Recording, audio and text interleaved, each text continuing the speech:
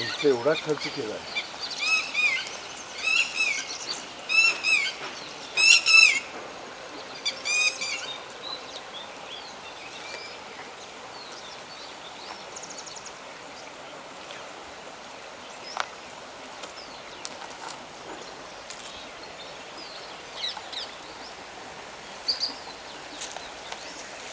पहिल्यांदा इथलं जे पाणी येतं करणं आवश्यक आहे.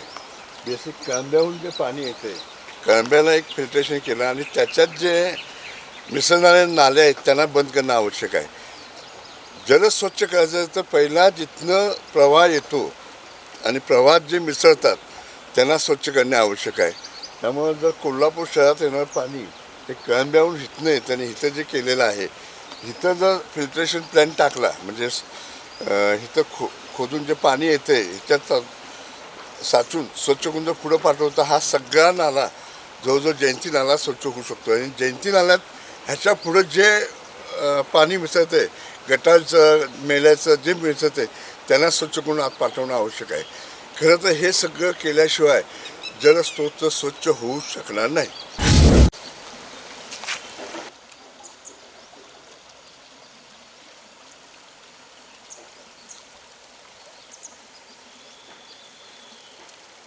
बंधारा घातला ह्या लेवलला तर येणार पाणी इथं येईल, कच्चा इथं पडेल आणि स्वच्छ पाणी वरनं जाईल.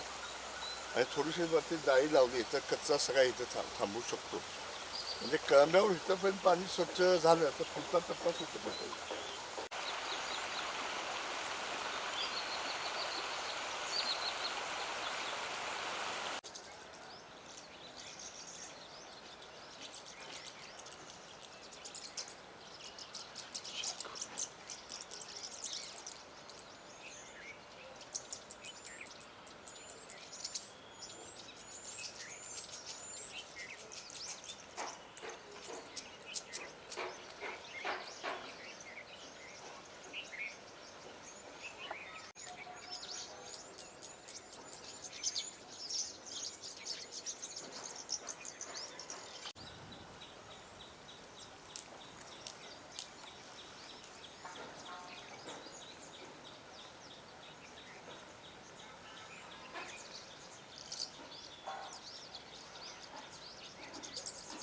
तुम्ही सांगितल्याप्रमाणे हे वरून काय ड्रेनेजचं पाणी, संडासचं पाणी, बाथरूमचं पाणी जे काय असेल ते वर्षानुवर्ष कुजलेलं असतंय.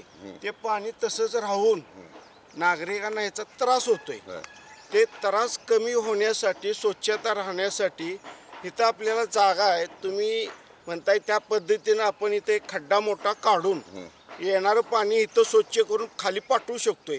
खाली रेणुकाच्या मंदिराजवळ पण एक खड्डा काढून तिथं पण पाणी तुंबवून तिथून तिथंपर्यंत जाणारं जे पाणी आहे ते स्वच्छ करून आपण तिथून पण खाली पाणी सोडू शकतोय. आणि लक्ष्मीपुरीत पण एक तिथं खड्डा काढून आपण तिथं पण पाणी स्वच्छ करून खाली सोडू शकतो. शेवट त्या बावड्याला जो आपला बंधारा आहे हा त्या बंधाऱ्यामध्ये दसरा चौक बंधाऱ्यामध्ये जाते ते पाणी नदीला. म्हणजे जेवढं स्वच्छ पाणी करून आपण नदीला सोडू तेवढं खाली लोकांना पिण्यासाठी म्हणा किंवा कशासाठी वापरण्यासाठी स्वच्छ पाणी सगळ्यांना मिळेल. सगळ्यांचं आरोग्य चांगलं राहील. पहिला टप्पा म्हणून जो जयंती नाल्याचं उगम ते दसरा चौक, हो दसरा चौक कसं स्वच्छ करता येईल. होय. आणि स्वच्छ करणं एकंदर बघितलं सोपं आहे. सोपं आहे. आणि इथं आजूबाजूला जमीन आपल्या तुमच्याच आहेत. होय. आपल्या कृषी विभागाची जमीन आहे. आणि इथलं पाणी कृषी विभाग आता वापरत असते, ते दिलं त्यांनी कृषी विभागानं. तर हे पाणी इथं वापरलं तरी क्लिअर होईल. हे पाणी वापरण्यासाठी इथं त्यांनी विहीर काढलेली आहे. पण आता वस्तुस्थिती आहे अशी की 10 वर्षे झाले ते 7 वर्षे झाले ते आता विहिरीतलं पाणी उपसत नाहीत. तो पंप वड्यामध्ये टाकतात आणि वड्यातनं ते पाणी तुंबवून वरती शेतीला ते उपसा करतात.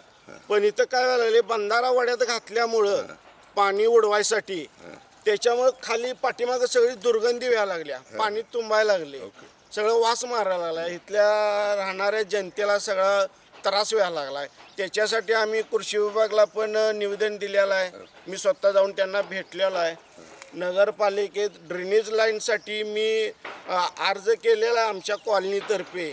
आणि त्याचा पाठपुरावा मी गेले 5 ते 7 वर्ष झालं करत आहे. त्या पाठपुराव्याला आता आमच्यातर्फे सपोर्ट मिळेल. तुमचं जे काही कॉलनीचं म्हणणं आहे हां. काय केलं पाहिजे, शेवटी नागरिक राहतोय त्या नागरिकाला माहिती आहे होय. काय केलं पाहिजे. होय. प्रशासन येते बघतंय आणि एखादी काम सांगतंय. होय. आता ज्यावेळी ह्यांनी बांधलं त्यावेळी जर ती विहीर व्यवस्थित केली असती, हां. विहिरीतच उपसा करायचा आहे, ओढ्यातला उपसा करायचा नाही. मी त्यांना ती पण आयडिया दिली होती, जे बंधारा वगैरे जे तुम्ही घालताय गणी त्याच्यापेक्षा विहीर जास्त खोदा, त्या विहिरीत हे पंप टाका आणि सुरक्षित पाणी वरती ओढा. आणि इथं बंधारा तसं आवश्यकताच नव्हती, एवढ्या लेवलला का पाणी वाढत नाही. नाही बंधारा म्हणजे कशासाठी, ह्यांना वरती कृषी विभागासाठी पाणी उडवायसाठी ओके. विहिरीतनं उडवायला पाहिजे, ते डायरेक्ट वड्यात पंप टाकतात आणि उडवतात. ते व्हायला नको पाहिजे होतं. आता आमच्या कॉलनीमध्ये वसंतराव जाधव पार्क कॉलनीमध्ये ड्रेनेज लाईन नाही आहे. हां. आता आम्ही गेले 5-6 वर्ष झालं मीच याचा पाठपुरावा करतोय. महानगरपालिकेत अर्ज वगैरे दिलेला आहे. काय बरेच ह्याच्या कार्यकर्त्यामार्फत पण दिलेले आहेत. ते म्हणले काय काम आहे सांगा, काय काम आहे सांगा. आम्ही सांगितलेलं आहे, अजूनही ते काही काम झालेलं नाही आहे. तुमचं नाव आणि अर्धवट पूर्ण काम काय अजून झालेलंच ते नाही. काय करायला पाहिजे त्याचं सगळं तुम्ही पालिकेकडे अर्ज केलेला आहे. त्या हो. अर्जाच्या प्रती आणि तुमचं नाव सांगा. माझं नाव तानाजी तुकाराम महाजन. आम्ही महानगरपालिकेत पण अर्ज दिलेला आहे आणि ह्यांच्याकडे पण दिलेला आहे. एडगे अमोल महाडिक साहेबांच्याकडे पण दिलेला आहे. अमोल माडिक साहेब. हां. आणि नगरपालिकेत पण आपण अर्ज दिलेले आहेत ओके, ड्रेनेज लाईन संदर्भात. ठीक आहे. हा सुरुवात करतो आता. ह्या सकाळनं जो उपक्रम घेतला आहे जलशुद्धी, हां. ह्या उपक्रमाला काय केलं पाहिजे. 22 तारखेला जलशुद्धीचा आता उपक्रम होईल. इकडे बघा, आता हे वड्यातलं बघा,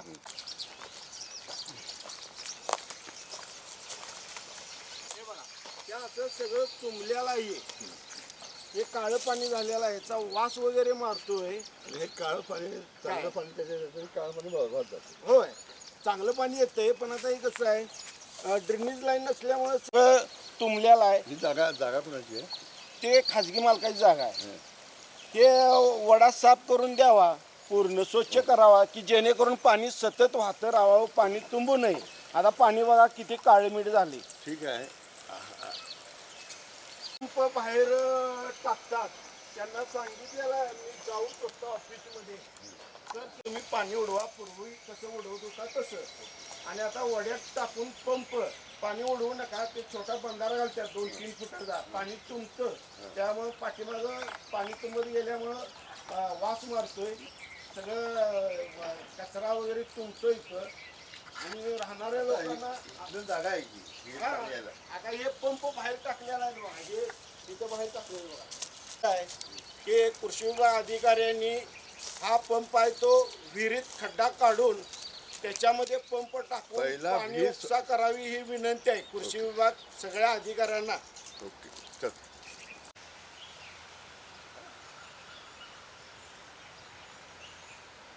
डाळ हे बघा वरच्या टाकी भरती.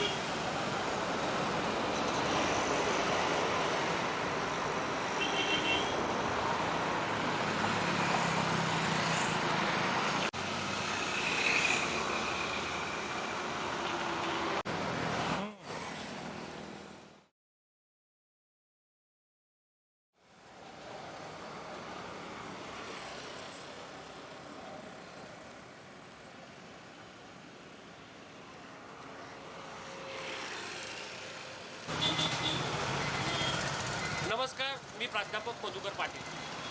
खरं तर कोल्हापूरमध्ये अनेक समस्या आहेत. या समस्यामध्ये पहिल्यांदा कोल्हापूरच्या ज्या आपण ज्याला जयंती नाला म्हणतो, खरं तर ही नदी आहे.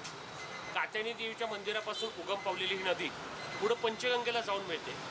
दोन्ही बाजूला झालेली अनधिकृत बांधकामं आणि काही लोकांनी केलेलं आक्रमण याच्यामुळं ही नदी लुप्त होती काय असा प्रश्न आपल्याला पडत आहे. मला असं वाटतं की कोल्हापूरकर म्हणून ही नदी वाचवली पाहिजे. नदी हे वरदान आहे आणि ती संजीवनी आहे आणि प्राचीन काळापासून नद्यांचं महत्त्व हे आपल्या सर्वांना माहिती आहे.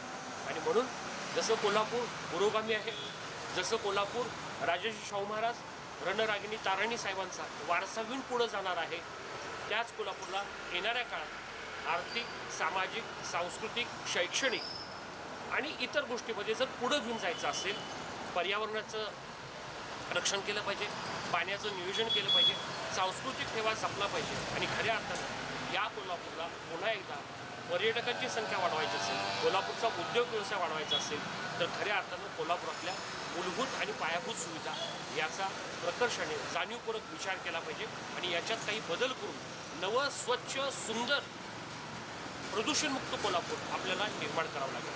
धन्यवाद. कोल्हापूर प्रदूषणमुक्त करण्याची जबाबदारी नागरिकांची आहे का नाही?